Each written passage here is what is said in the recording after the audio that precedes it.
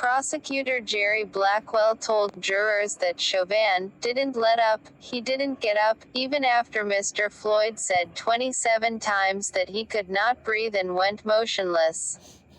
He put his knees upon his neck and his back, grinding and crushing him, until the very breath, no ladies and gentlemen, until the very life, was squeezed out of him, Mr. Blackwell said.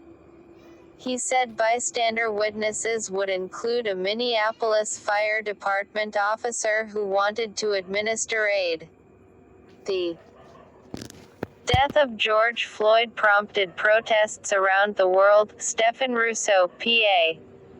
He said Chauvin pointed Mace at her. She wanted to check on his pulse, check on Mr. Floyd's well-being, Mr. Blackwell said. She did her best to intervene. When she approached Mr. Chauvin, Mr. Chauvin reached for his mace and pointed it in her direction.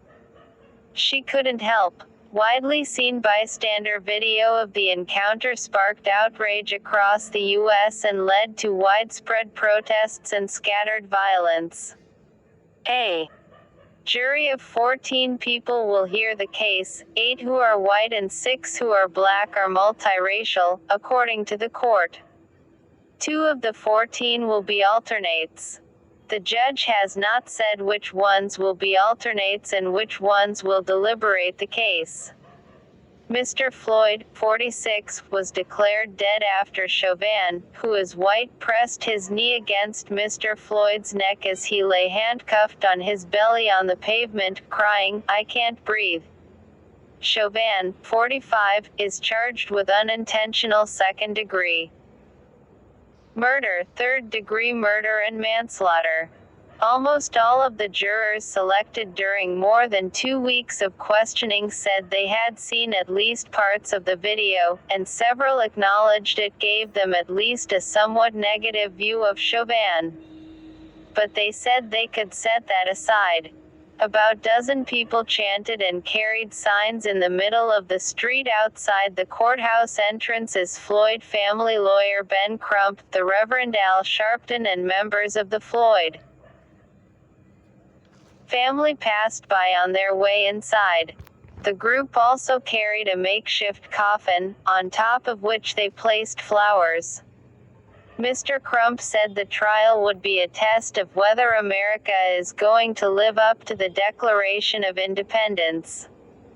And he blasted the idea that it would be a tough test for jurors.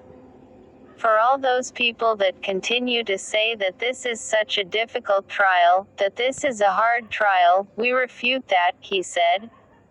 We know that if George Floyd was a white American citizen, and he suffered this painful, tortuous death with a police officer's knee on his neck, nobody would be saying this is a hard case. The trial is expected to last about 4 weeks at the courthouse in downtown Minneapolis, which has been fortified with concrete barriers, fencing, and barbed and razor wire.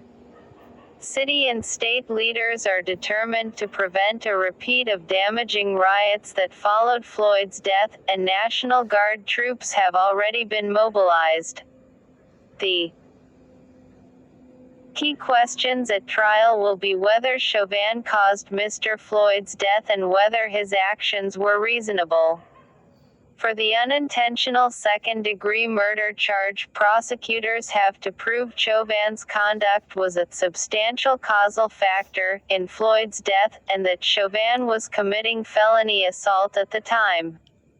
For third-degree murder, they must prove that Chauvin's actions caused Mr. Floyd's death, and were reckless and without regard for human life. The manslaughter charge requires proof that Chauvin caused Mr. Floyd's death through negligence that created an unreasonable risk.